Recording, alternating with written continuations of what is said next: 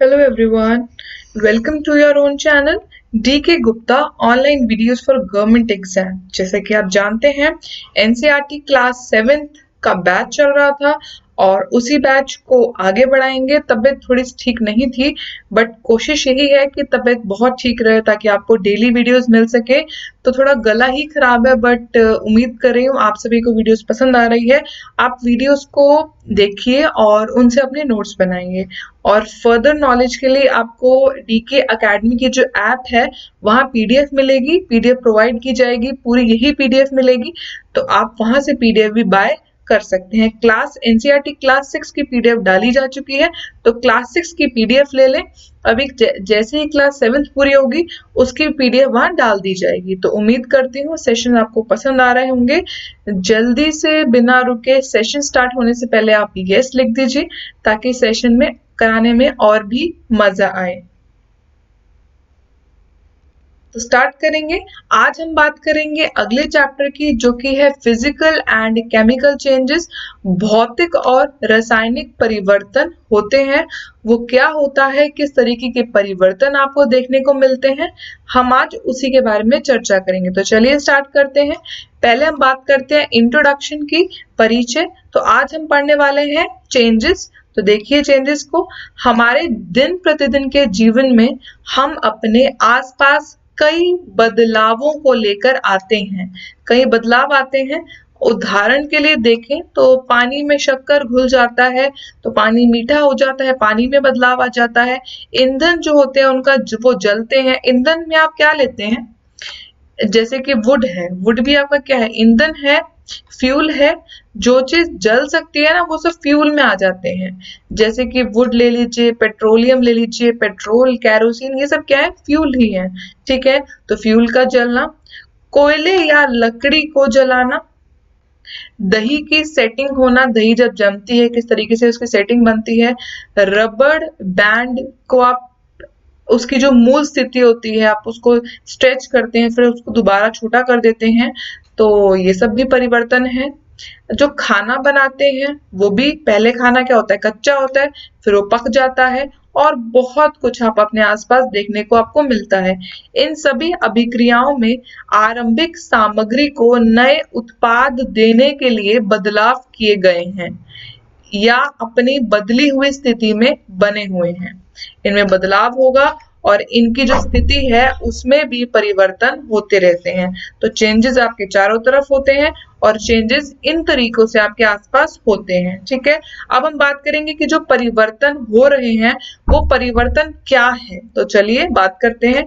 किसी पदार्थ के अपने मूल आकार में, मूल आकार मतलब जो उसका ओरिजिनल शेप थी उसमें परिवर्तन आते हैं, उसके साइज में परिवर्तन आते हैं और जो उसकी स्थिति है मतलब उसके स्टेट में भी परिवर्तन आते हैं। ठीक है, लेकिन हमारे आसपास होने वाले परिवर्तन कभी उल्टे भी हो सकते हैं। मतलब कुछ ऐसे परिवर्तन होते हैं जो रिवर्सिबल होते हैं, जो उल्टे होते हैं, और ऐसे परिवर्तन भी होते हैं जो रिवर्सिबल नहीं होते, जो इरिवर्सिबल होते हैं।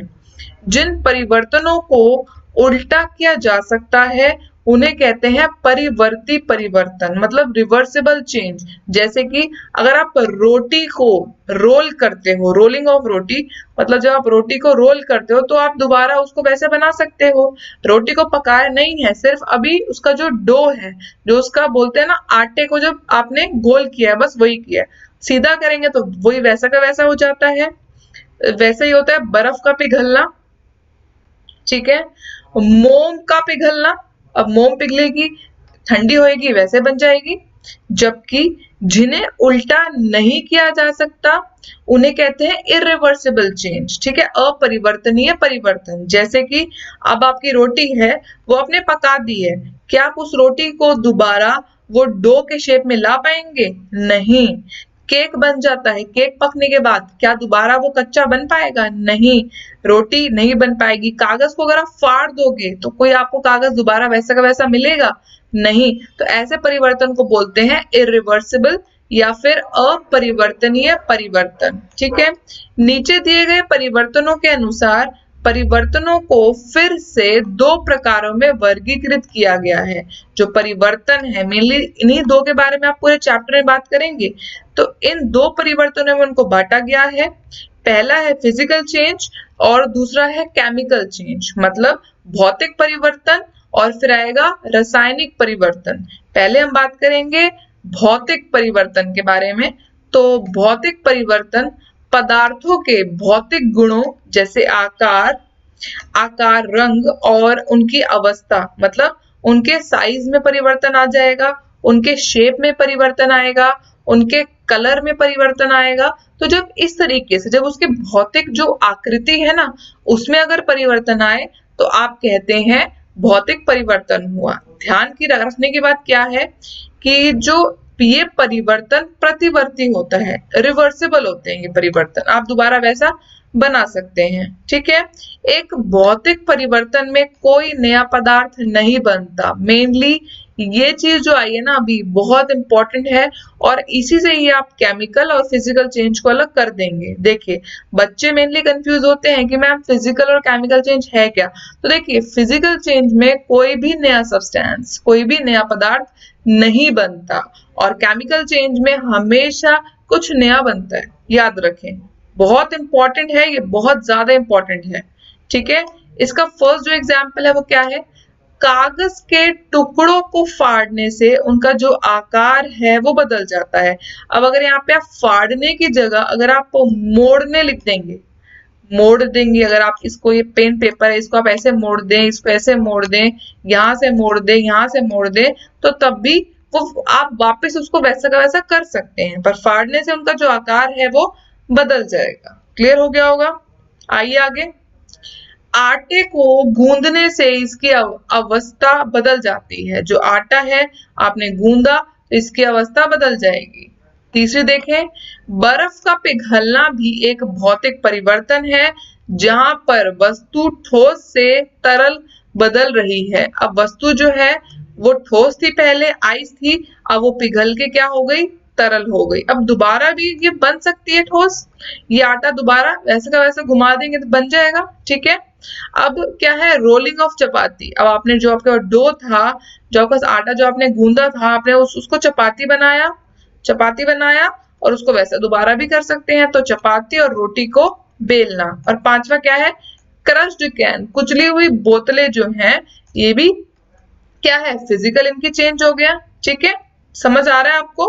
अब हम बात करेंगे केमिकल चेंज की, रासायनिक परिवर्तन की। तो केमिकल चेंज क्या है, एक नए पदार्थ के उत्पादन के लिए अग्रणी परिवर्तन को रासायनिक परिवर्तन के रूप में जाना जाता है। मतलब अब इसमें क्या होगा, नया सब्सटेंस बनेगा। ये परिवर्तन अपरिवर्तनीय होते हैं, मतलब इररिवर्सिबल होते हैं। हमारे जीवन में दिन प्रतिदिन होने वाले कुछ रासायनिक परिवर्तनों में लोहे की जंग लगना। अब रासायनिक परिवर्तन क्या है, पहला एग्जाम्पल क्या है, लोहे में जंग लगना। ठीक है, अब लोहे में जंग लगता है, लोहे की स्थिति है वो बदल जाती है। चांदी के आभूषणों का खराब होना। अब चांदी के आभूषण है वो खराब होते हैं।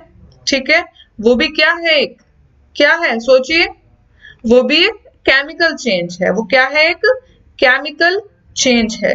ठीक है, तांबे के बर्तनों का हरे रंग के परत से ढका होना। जो तांबे के बर्तन होते हैं वो भी हरे रंग की परत से ढके होते हैं। ठीक है, ये सब क्या होते हैं, ये सब क्या है, ये सभी आपके क्या है, केमिकल चेंज है। ठीक है, क्या है, केमिकल चेंज है।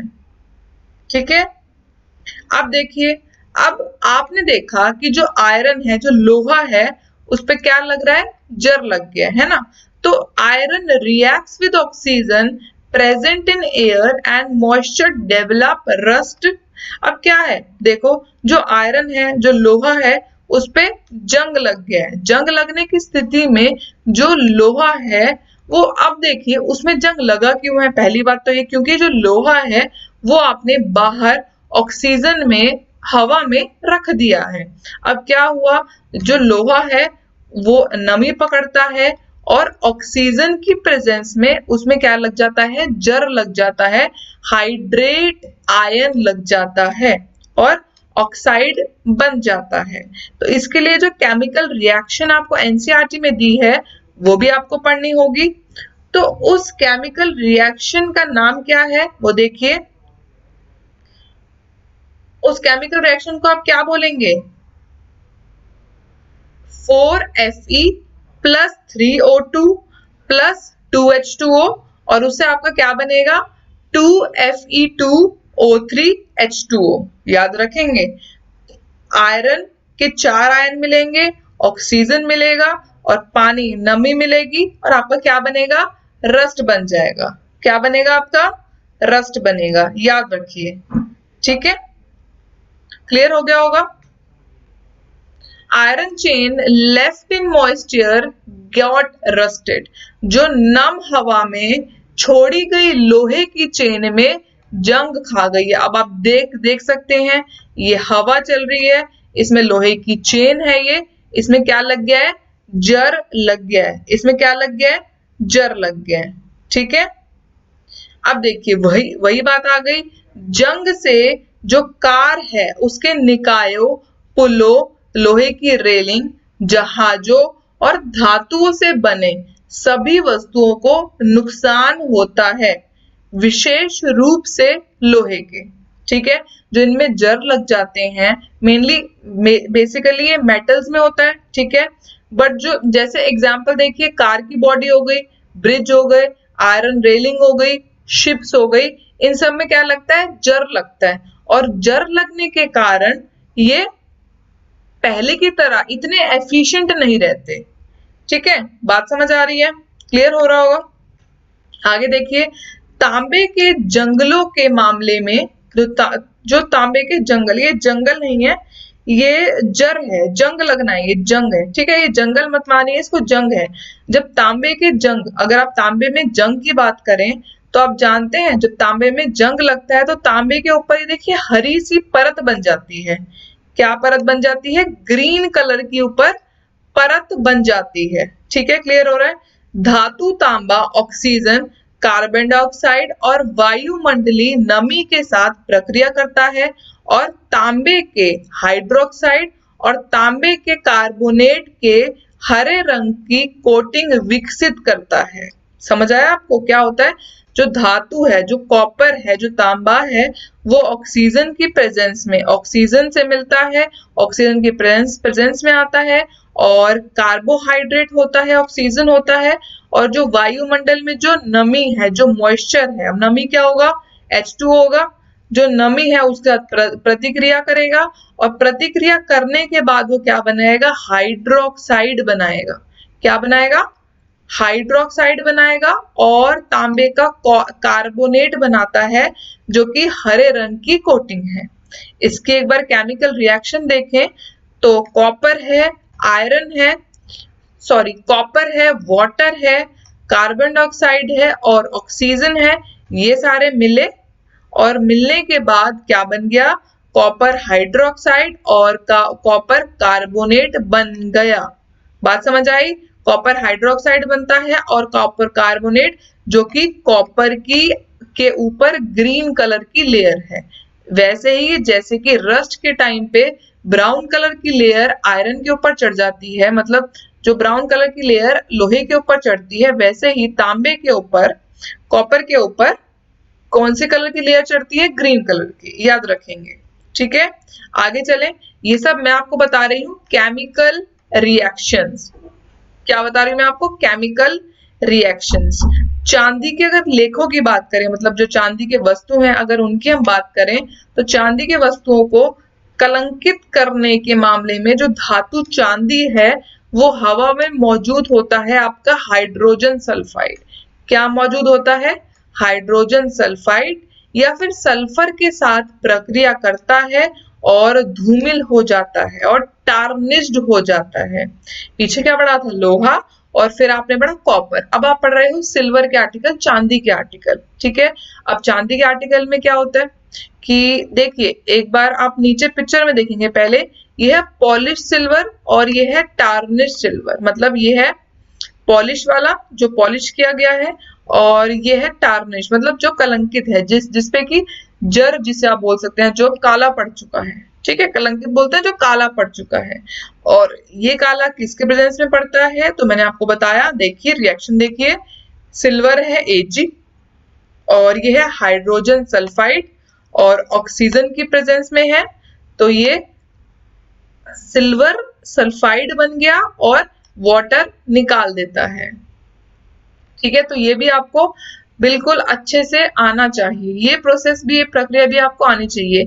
हम ये सब पढ़ रहे हैं केमिकल रिएक्शंस पे। ठीक है, केमिकल रिएक्शन, और इसमें हमारी केमिकल चेंज होता है। ठीक है, केमिकल रिएक्शन अगर होगा तो केमिकल चेंज तो होना ही था ना, बात समझ आ रही होगी।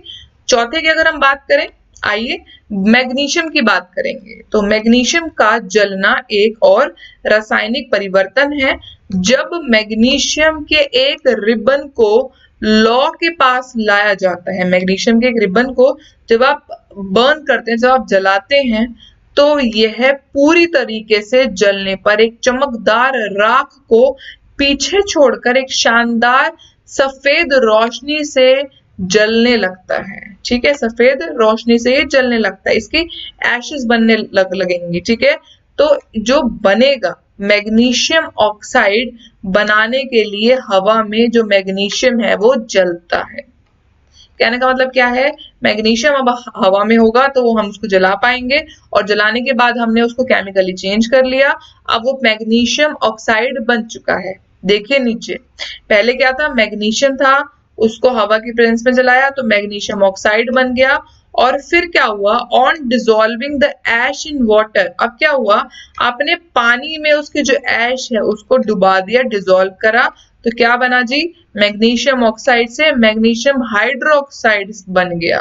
देखिए मतलब कितना चेंज इसमें आ जाता है। क्लियर हो गया होगा आपको। चलते हैं आगे, अब हम बात कर लेते हैं changes occurring in chemical change, रासायनिक परिवर्तनों में होने वाले परिवर्तन। ये जो रासायनिक परिवर्तन जो होता है उसमें आप डेली लाइफ में, अपने दैनिक जीवन में, अपने प्रतिदिन के जीवन में आप किस तरीके के परिवर्तन देखते हैं। मतलब देखिए किस तरीके से चेंज होगा, उसके स्मेल में परिवर्तन होगा, खुशबू में होगा, उसके साइज में होगा, उसके कलर में होगा। तो केमिकल चेंज होने के कारण जो वस्तुएं आपके आसपास हैं, जिनमें केमिकल रिएक्शन हुआ है, जिनमें रासायनिक परिवर्तन हुआ है, वो किस तरीके से चेंज हुए हैं वो हम पढ़ेंगे। तो देखिए पहला है, उसके कलर में परिवर्तन आता है, चेंज इन कलर, रंग में परिवर्तन। तो देखिए वो कैसे आएगा, तो जंग खाए जाने के दौरान लोहे के बर्तन के रंग बदल जाते हैं। आप देखेंगे अपने आसपास जो लोहे का बर्तन है, अगर उसमें जंग लग जाता है तो उसका रंग जो है बदल जाता है। हमने यह भी देखा है कि लंबे समय तक रखे रहने पर चांदी जो है वो धूमिल हो जाती है। आप देखेंगे नीचे अभी पढ़ा था हमने, पॉलिश्ड और टार्निश, मतलब एक पॉलिश की हुई और एक कलंकित जो चांदी होती है, जिसमें के ऊपर काला काला ये आ चुका है। ठीक है, पढ़ा था ना हमने हाइड्रोजन सल्फाइड पीछे, वही है। देखिए किस तरीके से इसने अपने रंग में परिवर्तन कर लिया है। ठीक है, धात्विक चांदी हाइड्रोजन सल्फाइड या फिर हवा में मौजूद सल्फर के साथ प्रतिक्रिया करता है और धूमिल हो जाता है। रिएक्शन पीछे भी बता दिया था। ठीक है, समझ आ गया। पहला था कि उनके कलर में, उनके रंग में परिवर्तन होता है। अब दूसरा क्या है, चेंज इन स्टेट, इनकी स्थिति में परिवर्तन होता है। स्थिति मतलब आप जानते हैं तीन तरीके के स्टेट होते हैं हमारे आसपास। क्या होता है सोचिए, सॉलिड, लिक्विड और गैस। स्थितियां तीन ही हैं, क्या कोई चीज सॉलिड में होगी, कोई चीज लिक्विड में होगी, कोई चीज गैस में होगी। आजकल वैक्यूम वगैरह बहुत चीज चल रही है, उनको आप अभी निग्लेक्ट करें। ठीक है, आइए, ताप पर तरल पदार्थ अपनी स्थिति बदलते हैं और गर्मी के कारण कणों के भीतर प्रतिक्रिया के कारण वाष्प में परिवर्तित हो जाते हैं। बिल्कुल, अभी आप जानते होंगे, आपको ये बात पता होनी चाहिए, मैं फिगर बना लेती हूँ। जो सॉलिड होता है, जो ठोस होता है, उसके जो पार्टिकल्स होते हैं, उसके जो कण होते हैं, वो टाइटली पैक्ड होते हैं, मतलब चिपके हुए होते हैं, इस तरीके के होते हैं। ठीक है, इस तरीके के होते हैं। पर अगर मैं लिक्विड की बात करूं, अगर मैं लिक्विड की बात करूं तो इतने चिपके हुए नहीं होते, वो ऐसे ऐसे 3 या 4 के ग्रुप बना लेते हैं। ठीक है, अगर मैं अगर मैं गैस की बात करूं तो वो बहुत ज्यादा खुले खुले होते हैं। तभी आपने देखा होगा कि जो गैस होती है उसको आपको किसी कंटेनर में रखना पड़ता है। वैसे ही जो तरल पदार्थ होते हैं उनको भी आपको रखना पड़ता है, पर वो चिपके रहते हैं। ठीक है, और जो सॉलिड होता है आपको उसको कहीं नहीं रखना पड़ता, वो आप वैसे ही जहां पे पड़ा रहेगा वो वैसा ही हो जाता है ना। तो ये बात होती है। अब क्या हुआ, एक चीज लिक्विड में थी, अब क्या हुआ, आपने उसको गर्म किया, गर्म होने के कारण वो वेपर में चेंज हो गया। और वेपर क्या है, भाप है, और भाप क्या है, गैसियस स्टेट होता है, तो वो उड़ जाती है। ठीक है, तो उसके स्टेट में भी परिवर्तन होता है। ठीक है, पहले क्या था, पानी क्या था पहले, सोचिए पहले क्या था, पानी आइस की फॉर्म में था, सॉलिड की फॉर्म में था, फिर थोड़ा बाहर बाहर रख दिया तो वो लिक्विड की फॉर्म में हो गया, अब उसे उड़ा दिया, गर्म करते तो वो उड़ गया। तो ये पूरी इसकी स्टेट में भी परिवर्तन होता है। ये तो एग्जाम्पल एक था, बहुत एग्जाम्पल आपको केमिकल चेंज के आपको अपने आसपास देखने को मिलेंगे। अगला देखिए, चेंज इन ऑर्डर, उनके ऑर्डर मतलब गंध में परिवर्तन, मीन स्मेल में। तो रासायनिक प्रतिक्रिया के कारण जो भोजन है वो खराब हो जाता है और वास्तव में उसमें से बदबू आने लगती है। आप देख सकते हैं पहले सेब फ्रेश था, रासायनिक परिवर्तन हुआ, ज्यादा धूप थी, सड़ गया, और सड़ने के कारण क्या हुआ, उसमें बदबू आने लगी। क्लियर हुआ? या फिर कीड़े कीटाणु भी बैठ सकते हैं, या फिर ज्यादा फर्टिलाइजर छिड़क दिया गया, कुछ भी रीजन है, पर उसके रासायनिक परिवर्तन हुआ जिसके कारण वो बदबू उसमें आने लगी। तो गंध में भी परिवर्तन आ जाता है। आगे चलिए, फोर्थ है चेंज इन टेम्परेचर, तापमान में बदलाव। तो तापमान में बदलाव क्या कैसे आता है, एग्जाम्पल से समझेंगे। चूना अब जब पानी के साथ मिलाया जाता है, चूना आप जानते हैं CO, जब पानी के साथ मिलाया जाता है तो उसमें कुछ परिवर्तन होता है, इसके तापमान को बढ़ाता है और यह गर्मी पैदा करता है। क्या करता है, गर्मी पैदा करता है। और जब गर्मी पैदा करेगा तो ऑब्वियसली जरूरी है कि उसमें से क्या निकलेगी, हीट निकलेगी। क्या निकलेगी उसमें से, ऊष्मा निकलेगी, हीट निकलेगी। तो यही होता है। और जब भी आप कोई भी रिएक्शन करते हैं, जब भी आप कोई प्रतिक्रिया करते हैं और उस प्रतिक्रिया में हीट ऊष्मा निकलती है, तो उस रिएक्शन को आप कहते हो एक्सोथर्मिक रिएक्शन, ऊष्माक्षेपी प्रतिक्रिया। याद रखेंगे, ऐसी रिएक्शंस, ऐसी प्रतिक्रियाएं जिसमें कि हीट निकलती है, जिसमें ऊष्मा निकलती है, उन प्रक्रियाओं को आप कहते हो ऊष्मक्षेपी या फिर एक्सोथर्मिक रिएक्शन। याद रखेंगे। तो इसके अब आपने क्या किया, CaO था, चूना था, चूना मतलब लाइम है। ठीक है, क्या है, चूना क्या है, क्विक लाइम है ना। तो क्विक लाइम को आपने H2O वाटर में मिलाया, थोड़ी गर्मी आई और गर्मी के कारण उसमें क्या निकला, हीट निकली, और क्या बन गया, क्या बन गया, सोचिए, ऑक्साइड बनेगा ना, तो वो बन गया। ठीक है, बात समझ आ गई होगी।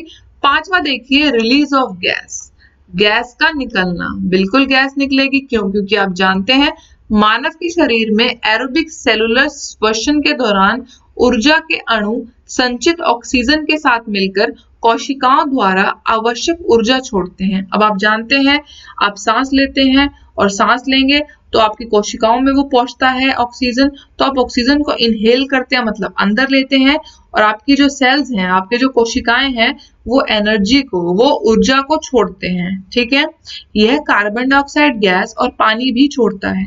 ठीक है, क्या छोड़ता है, कार्बन डाइऑक्साइड, मतलब CO2 और पानी H2O भी छोड़ता है। ठीक है, यहाँ एरोबिक सेलुलर श्वसन के लिए समग्र समीकरण है, ये नीचे समीकरण दिया हुआ है एरोबिक सेलुलर श्वसन के लिए। देखिए नीचे क्या है, ग्लूकोज था ये, फिर क्या हुआ, ऑक्सीजन मिल गया, फिर ऑक्सीजन गैस रिलीज करी, वाटर रिलीज करी और एनर्जी भी रिलीज कर दी।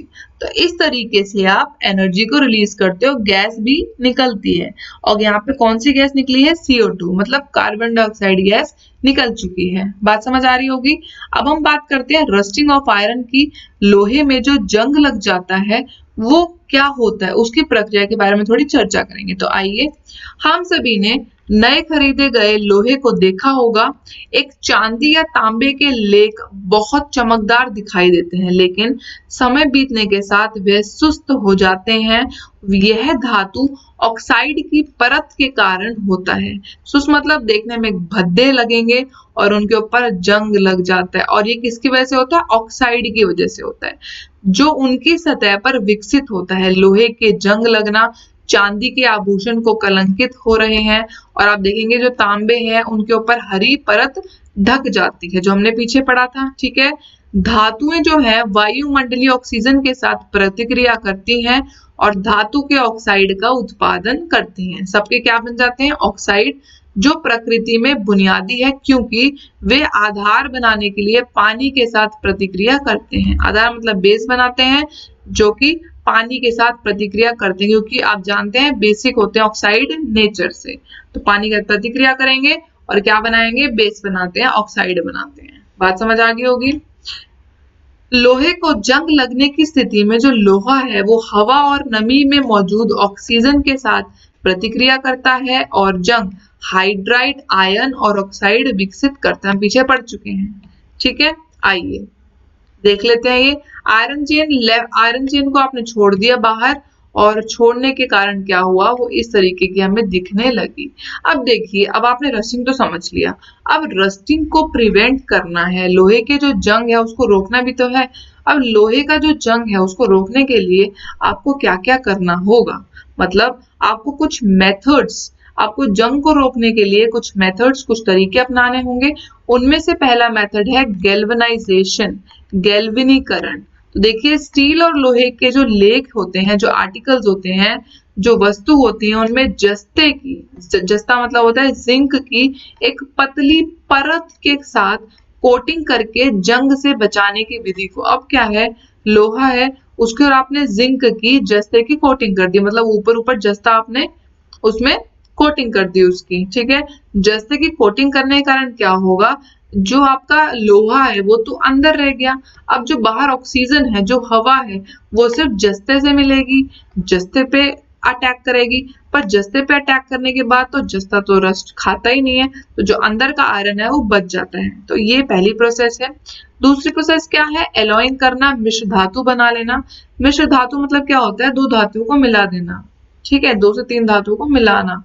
तो क्या है, देखिए, शुद्ध राज्य धातुओं के गुणों को बदलने और उन्हें जंग से बचाने के लिए 2 या 2 से अधिक धातुओं या एक धातु या एक गैर धातु का सजातीय मिश्रण कर देते हैं। मतलब धातु ले लो या अधातु ले लो या फिर गैर धातु ले लो, मतलब मेटल ले लो, नॉन मेटल ले लो या फिर मेटलॉइड ले लो, उनको मिला के आप उनकी प्रॉपर्टी में परिवर्तन कर देते हैं, जिसके कारण वो उनमें जर, आयरन में जर नहीं लगता, लोहे में जर नहीं लगता। अब उसका उदाहरण देखिए कैसे होता है ये। उदाहरण के लिए आयरन का उपयोग विभिन्न उद्देश्यों के लिए व्यापक रूप से किया जाता है। अब आप जानते हैं आयरन जो है वो बहुत सारे पर्पस के लिए, आपके आसपास बहुत चीजों में आयरन, लोहे का इस्तेमाल किया जाता है, लेकिन इसका उपयोग कभी भी शुद्ध अवस्था में नहीं किया जाता, क्योंकि आपको जानते हैं जो आप इसका शुद्ध अवस्था में उपयोग करेंगे तो लोहा बहुत नरम होता है, गर्म, इसकी जो स्टेट है वो जो गर्म होती है और ये गर्मी में बढ़ता है, ये फैलता है। तो आप उसके लिए लोहे को हमेशा मिश्र धातु के रूप में इस्तेमाल करते हैं। वो कैसे? तो देखिए, कार्बन की छोटी मात्रा 0.05% के साथ मिलाने से यह मजबूत और सख्त बन जाता है। इसमें पहले क्या मिलाते हैं? कार्बन। ठीक है, लोहे के साथ निकिल और क्रोमियम मिलाने से स्टेनलेस स्टील बनता है। याद रखिए, क्वेश्चन पूछ लेगा आपसे कि स्टेनलेस स्टील किन 2 धातुओं से मिलके बना है? तो लोहे में क्या मिलाते हैं? निकिल और क्रोमियम, ये दोनों मिलाने से स्टेनलेस स्टील बनता है। और आप जानते हैं, देखिए नीचे बना है स्टेनलेस स्टील की, तो स्टेनलेस स्टील बहुत कठोर होता है और इसमें जंग भी नहीं लगता। याद रखेंगे, स्टेनलेस स्टील कठोर होता है और इसमें जंग भी नहीं लगता। ठीक है, चलेंगे आगे। फिर इसके बाद देखिए जो मिश्र धातु है, मिश्र धातु, एलॉय मतलब मिश्र धातु, एक अन्य महत्वपूर्ण गुण है उसका, वो क्या है? मिश्र धातु की जो विद्युत चालकता होती है, विद्युत चालकता मतलब इलेक्ट्रिकल जो कंडक्टिविटी होती है और इसका जो गलनांक होता है, जो मेल्टिंग पॉइंट होता है, वो शुद्ध धातुओं की तुलना में कम होता है। उदाहरण के लिए देखें तो पीतल, तांबा और जस्ता का एक मिश्र धातु है। पीतल जो है वो तांबे और जस्ते मतलब कॉपर और जिंक से मिलके बनता है, और पीतल तांबे और टिन का मिश्र धातु है। जो पीतल है वो तांबे और टिन से मिलके बनता है, जो बिजली के प्रति खराब चालकता रखता है। क्या रखता है? बिजली के प्रति खराब चालकता रखता है। इसलिए आपने देखा होगा कि शुद्ध राज्य में, शुद्ध स्टेट में जब कॉपर का उपयोग आप विद्युत सर्किट बनाने में करते हैं, ठीक है। अगर आप शुद्ध स्टेट में अगर आप कॉपर को देखेंगे तो आप उनके इलेक्ट्रिकल सर्किट में उसको यूज करेंगे, पर जब आप उसको एलॉय के रूप में यूज करेंगे, मतलब देखिए क्वेश्चन पहले समझे है क्या। जो ब्रास होता है, ब्रास किसका एलॉय है? वो तो देखिए नीचे हिंदी में आ रहा है, पर जो ब्रास है वो किसका एलॉय है? कॉपर और जिंक का। मिश्र धातु किसकी है? कॉपर और जिंक की। और जो ब्रॉन्ज है, ये नीचे दोनों में पीतल दे दिया, गलत है ये। जो ब्रॉन्ज है इसकी जगह लिखेंगे ब्रॉन्ज, ठीक है। जो ब्रॉन्ज है वो किसका एलॉय है? कॉपर और टिन का। क्वेश्चन पूछ लेता है, बहुत ही इंपॉर्टेंट, ध्यान से सुने। ब्रास है वो किसका एलॉय है? कॉपर और जिंक का, तांबे और जस्ते का, ठीक है। और जो ब्रॉन्ज है वो किसका है? कॉपर और टिन का, तांबे और टिन का, याद रखेंगे, ठीक है। क्लियर हो गया होगा। अब देखिए, जो एलॉय होते हैं, जो मिश्र धातु होते हैं, वो विद्युत चालकता बिल्कुल जीरो होती है, उनकी पुअर होती है, बहुत खराब होते हैं। पर जो डायरेक्ट मेटल है, जैसे कि कॉपर है, ब्रॉन्ज है। कॉपर को तो आप जानते हैं, कॉपर सारी वायर्स में, सारी तारों में क्या होता है? कॉपर ही तो होता है ना। तो जो कॉपर हुआ, जो अलग से मेटल है, जो मिश्र धातु नहीं है, वो विद्युत का अच्छा कंडक्टर होता है, अच्छा संचालक होता है, याद रखेंगे, ठीक है। क्लियर हो गया होगा अब तो। आइए आगे। Solder is an alloy of lead and tin. जो सोल्डर है वो टिन और लेड का एलॉय है, Pb+Sn है, जिसकी जो मेल्टिंग पॉइंट है, जो इसका क्या है? मेल्टिंग पॉइंट, जो इसका गलनांक है वो बहुत ही कम होता है, और तभी हम इसको वेल्डिंग इलेक्ट्रिकल वायर्स में यूज करते हैं। किसमें यूज करते हैं? तारों को वेल्डिंग के लिए हम इसको यूज करते हैं। किसको? सोल्डर को, याद रखेंगे, ठीक है। समझ आ गया होगा। आइए, एक दूसरा प्रोसेस है जो कि है crystallisation of physical change. Crystallisation क्या है? एक फिजिकल चेंज है, एक भौतिक परिवर्तन है। वो क्या है? पढ़ लें। उनके जो सॉल्यूशन होते हैं, सॉल्यूशन से शुद्ध पदार्थों के बड़े बड़े क्रिस्टल प्राप्त करने की प्रक्रिया को क्रिस्टलाइजेशन कहते हैं। जब आप सॉल्यूशन से बड़े बड़े क्रिस्टल आपको मिलते हैं, इस प्रक्रिया को आप कहते हैं क्रिस्टलाइजेशन। क्रिस्टलाइजेशन है होता क्या है? देखिए, अब आप पानी में गए, मतलब आप सी गए, आप समुद्र के किनारे गए और आपने वहां से नमक लिया, ठीक है। नमक कैसे लेते हैं? वाष्पीकरण की प्रक्रिया से नमक आप लेते हो। नमक को अगर बनाना चाहते हो तो वाष्पीकरण की प्रक्रिया से। अब आपने वाष्पीकरण की प्रक्रिया से नमक इकट्ठा कर लिया, ठीक है, पर जो आपको नमक मिलता है, समुद्री नमक जो मिलता है, वो क्रिस्टल की फॉर्म में होता है। वो किसकी फॉर्म में होता है? क्रिस्टल की, पत्थर की फॉर्म में होता है, वो याद रखेंगे, ठीक है। इसी प्रकार जो कॉपर सल्फेट होता है, कॉपर सल्फेट के क्रिस्टल को पानी में उबलते घोल में कॉपर सल्फेट पाउडर मिलाकर और सल्फ्यूरिक एसिड को पतला किया जाता है। छानने और ठंडा करने की अनुमति देने वाला यह मिश्रण कॉपर सल्फेट के क्रिस्टल का उत्पादन करता है। और अगर आपको आर्टिफिशियल कॉपर सल्फेट का क्रिस्टल बनाना हो तो आपको इस पूरी प्रक्रिया का इस्तेमाल करना होगा। समझ आ गया होगा, ठीक है। चलिए अब आइए कुछ क्वेश्चंस पे। तो क्वेश्चन आपके सामने है, विच of the following is a chemical change. निम्नलिखित में से कौन सा शारीरिक परिवर्तन है? रस्टिंग ऑफ आयरन, लोहे में जंग लगना, combustion of magnesium ribbon, magnesium ribbon का दहन करना, उसको जलाना, बर्निंग ऑफ कैंडल, मोमबत्ती जलाना, या मेल्टिंग ऑफ वैक्स, मोम का पिघलना। तो बताइए, शारीरिक परिवर्तन बोला है, देखिए तो इसमें उसकी जो स्टेट है, जो उसकी स्थिति है, वो चेंज नहीं होती। स्थिति चेंज होती है, पर वो उसका जो रासायनिक परिवर्तन है वो नहीं होता। तो इसका आंसर नंबर डी सही होगा। जब वैक्स मेल्ट होगी तो दोबारा वो वैसी ही बन सकती है, वो कुछ उसमें कुछ बदलाव नहीं आता। ठीक है, आगे आइए। Which of the following is a chemical change, इनमें से कौन सा रासायनिक परिवर्तन है? सितारों का जगमगाना, twinkling of stars, cooking of vegetable, सब्जियों की पाक कला मतलब सब्जियों को पकाना, कटिंग ऑफ फ्रूट्स, फलों को काटना, या बॉइलिंग ऑफ वाटर, पानी का उबलना। तो बताइए कौन सा इसमें से रासायनिक परिवर्तन है? तो रासायनिक परिवर्तन कौन सा हुआ? कुकिंग ऑफ वेजिटेबल, पहले कच्चे थे अब वेजिटेबल जो है वो पक चुके, उनकी स्थिति बदल चुकी है। बात समझ आ रही होगी। चलेंगे आगे।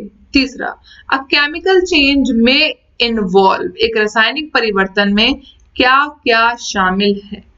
तो उनके रंग में बदलाव, तापमान में ही बदलाव।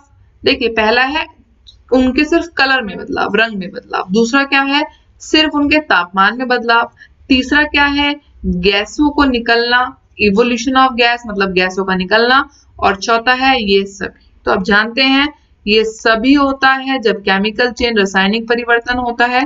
तो इसका फोर्थ ऑप्शन बिल्कुल करेक्ट है। आइए चौथा क्वेश्चन जो आखिरी क्वेश्चन है। Galvanization is a process used to prevent rusting of which of the following. गैल्वनीकरण एक प्रक्रिया है जिसका उपयोग निम्नलिखित में से किसको जंग लगने से रोकने के लिए किया जाता है? गैल्वनीकरण में किसका प्रयोग होता है? खुद सोचिए और खुद बताइए। लोहा का, जिंक का, एल्यूमिनियम का, या फिर कॉपर का? इसका आंसर बहुत आसान है। अगर जिसने मेरी वीडियो ध्यान से देखी होगी वो इसका आंसर दे पाएगा। मुझे इसका आंसर कमेंट में दीजिए, फिर आपको नेक्स्ट वीडियो में इसका आंसर मैं अपने आप स्टार्टिंग में ही बता दूंगी। ठीक है, तो चलिए फिर मिलेंगे अगली वीडियो के साथ। तब तक thanks for watching my video. अगर वीडियो अच्छी लगती है तो वीडियो को लाइक करना, शेयर करना और अपने व्यूज मुझे बताना ना भूलें। फिर मिलते हैं अगले टॉपिक के साथ। तब तक be safe. Thank you so much.